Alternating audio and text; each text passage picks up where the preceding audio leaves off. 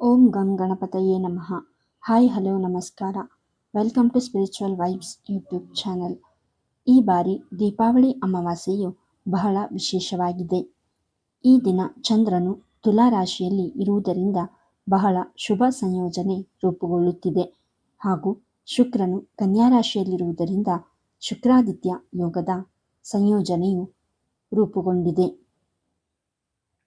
ಪ್ರೀತಿಯ ಗ್ರಹವೆಂದು ಪರಿಗಣಿಸಲಾದ ಶುಕ್ರನು ತನ್ನ ಶುಭ ಸ್ಥಾನದಲ್ಲಿರುವುದರಿಂದ ಮತ್ತು ಅಮೃತ ಸಿದ್ಧಿ ಯೋಗದ ಪ್ರಭಾವದಿಂದಾಗಿ ಈ ಬಾರಿಯ ದೀಪಾವಳಿ ಅಮಾವಾಸ್ಯೆಯು ಕೆಲವು ರಾಶಿಯವರಿಗೆ ಶುಭ ಫಲಗಳನ್ನು ತರಲಿದೆ.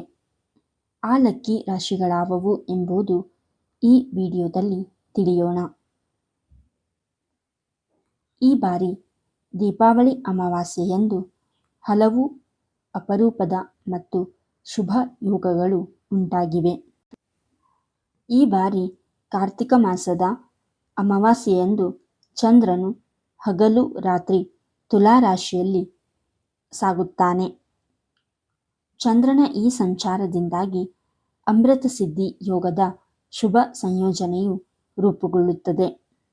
ಅಲ್ಲದೆ ದಾಂಪತ್ಯ ಜೀವನದ ಪ್ರೀತಿ ಮತ್ತು ಸಂತೋಷಕ್ಕೆ ಕಾರಣವಾದ ಗ್ರಹವಾದ ಶುಕ್ರನು ಕನ್ಯಾ ರಾಶಿಯಲ್ಲಿ ಇರುವುದರಿಂದ ಶುಕ್ರಾದಿತ್ಯ ಯೋಗವನ್ನು ರೂಪಿಸುತ್ತಿದ್ದಾನೆ.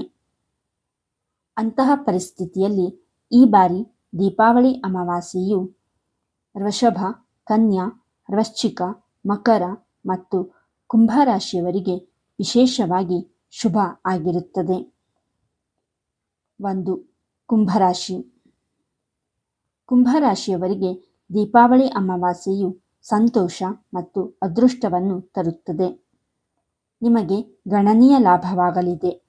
ವೃತ್ತಿ ಜೀವನದಲ್ಲಿ ಗಮನಾರ್ಹ ಪ್ರಗತಿ, ಬಡ್ತಿ ಮತ್ತು ನಾಯಕತ್ವದ ಅವಕಾಶಗಳನ್ನು ನಿರೀಕ್ಷಿಸಿ. ಆರ್ಥಿಕ ಬೆಳವಣಿಗೆಯ ಸಾಧ್ಯತೆ ಇದೆ ಮತ್ತು ವಿದೇಶ ಪ್ರಯಾಣ ಅಥವಾ ಸ್ಥಳಾಂತರಕ್ಕೆ ಸಂಬಂಧಿಸಿದ ಸಕಾರಾತ್ಮಕ ಸುದ್ದಿಗಳು ಬರಬಹುದು. ಅನಿರೀಕ್ಷಿತ ಉಡುಗೊರೆ ಅಥವಾ ಅನಿರೀಕ್ಷಿತ ಲಾಭವನ್ನು ಸಹ ಪಡೆಯಬಹುದು. 2. ಮಕರ ರಾಶಿ. ಮಕರ ರಾಶಿಯವರಿಗೆ ಈ ಶುಭ ಯೋಗವು ಪ್ರೀತಿ ಮತ್ತು ಸಂತೋಷವನ್ನು ತರುತ್ತದೆ. ನಿಮ್ಮ ವೈವಾಹಿಕ ಜೀವನವು ಪ್ರೀತಿಯಿಂದ ಮತ್ತು ಸಾಮರಸ್ಯದಿಂದ ಕೂಡಿರುತ್ತದೆ. ನಿಮ್ಮ ಸಂಗಾತಿಯೊಂದಿಗೆ ನೀವು ರೋಮಾಂಚಕಾರಿ ಮತ್ತು ಆನಂದದಾಯಕ ಸಮಯಗಳನ್ನು ಆನಂದಿಸುವಿರಿ. ಈ ಸಮಯದಲ್ಲಿ ನೀವು ಬಡ್ತಿ, ಹೊಸ ಜವಾಬ್ದಾರಿಗಳು ಅಥವಾ ಸಾಮಾಜಿಕ ಪ್ರತಿಷ್ಠೆಯನ್ನು ಹೆಚ್ಚಿಸಬಹುದು.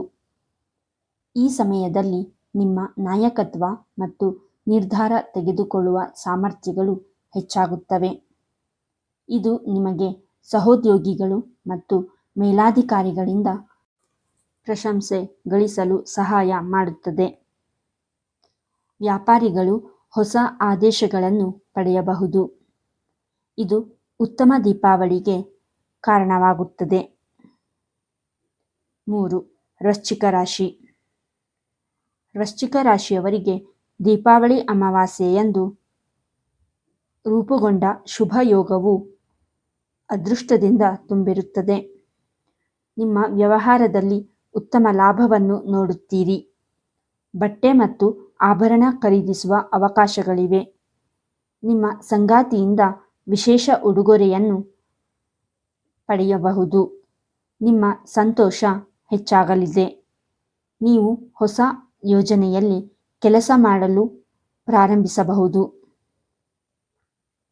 ವ್ಯವಹಾರದಲ್ಲಿ ತೊಡಗಿರುವವರಿಗೆ ಉತ್ತಮ ಲಾಭ ಗಳಿಸಲು ಅವಕಾಶವಿರುತ್ತದೆ. ನಿಮ್ಮ ಜ್ಞಾನದಿಂದ ನೀವು ಜನರನ್ನು ಮೆಚ್ಚಿಸುವಿರಿ. ಉದ್ಯೋಗಗಳನ್ನು ಹುಡುಕುತ್ತಿರುವವರಿಗೆ ಅವಕಾಶಗಳು ಸಿಗಬಹುದು. 4. ವೃಷಭ ರಾಶಿ. ಈ ದೀಪಾವಳಿ ಅಮಾವಾಸ್ಯೆಯು ವೃಷಭ ರಾಶಿಯವರಿಗೆ ವಿಶೇಷವಾಗಿ ಶುಭ ಮತ್ತು ಲಾಭಕಾರಿಯಾಗಲಿದೆ. ಚಂದ್ರನು ತುಲಾ ರಾಶಿಯಲ್ಲಿ ಸಾಗುವುದರಿಂದ ನಿಮ್ಮ ಜೀವನದಲ್ಲಿ ಪ್ರೀತಿ ಮತ್ತು ಸಂತೋಷವನ್ನು ಸುರಿಸುತ್ತಾನೆ. ನಿಮ್ಮ ವೈವಾಹಿಕ ಜೀವನವು ಸಂತೋಷವಾಗಿರುತ್ತದೆ. ನಿಮಗೆ ಆರ್ಥಿಕ ಲಾಭದ ಸಾಧ್ಯತೆಯೂ ಇದೆ. ವೃಷಭ ರಾಶಿಯವರು ಈ ವೇಳೆ ಸಂಪತ್ತು ಮತ್ತು ಸಮೃದ್ಧಿಯ ಗ್ರಹವಾದ ಶುಕ್ರನಿಂದ ಪ್ರಭಾವಿತವಾಗಿರುತ್ತಾರೆ. ಹೀಗಾಗಿ ವೃಷಭ ರಾಶಿಯವರಿಗೆ ಈ ಸಮಯವು ತುಂಬ ಶುಭವಾಗಿದೆ. ಉತ್ತಮ ಆರ್ಥಿಕ ಯಶಸ್ಸನ್ನು ಅನುಭವಿಸುವುದರ ಜೊತೆಗೆ ದೀರ್ಘಕಾಲದ ಸಮಸ್ಯೆಗಳು ಪರಿಹಾರವಾಗುತ್ತವೆ. 5. ಕನ್ಯಾ ರಾಶಿ. ಈ ಸಮಯದಲ್ಲಿ ಕನ್ಯಾ ರಾಶಿಯ ಜನರ ಆತ್ಮವಿಶ್ವಾಸ ಹೆಚ್ಚಾಗುತ್ತದೆ. ನೀವು ಗೌರವ ಮತ್ತು ಪ್ರತಿಷ್ಠೆಯನ್ನು ಸಹ ಪಡೆಯಬಹುದು. ನಿಮ್ಮ ಸಂಗಾತಿಯೊಂದಿಗಿನ ನಿಮ್ಮ ಸಂಬಂಧವು ಸಿಹಿಯಾಗಿರುತ್ತದೆ. ಅವಿವಾಹಿತರು ವಿವಾಹ ಪ್ರಸ್ತಾಪಗಳನ್ನು ಪಡೆಯಬಹುದು.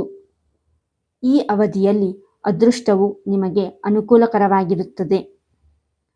ನೀವು ಕೆಲವು ಧಾರ್ಮಿಕ ಅಥವಾ ಶುಭ ಸಮಾರಂಭಗಳಲ್ಲಿ ಭಾಗವಹಿಸಬಹುದು. ನೀವು ದೇಶ ಅಥವಾ ವಿದೇಶಗಳಲ್ಲಿ ಪ್ರಯಾಣಿಸಬಹುದು.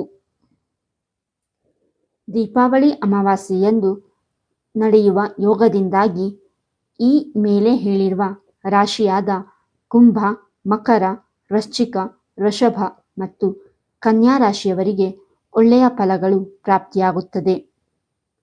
ಈ ವಿಡಿಯೋ ನಿಮಗೆ ಇಷ್ಟವಾಗಿದ್ದಲ್ಲಿ ಲೈಕ್ ಮಾಡಿ, ಶೇರ್ ಮಾಡಿ ಮತ್ತು ಕಮೆಂಟ್ ಮಾಡಿ.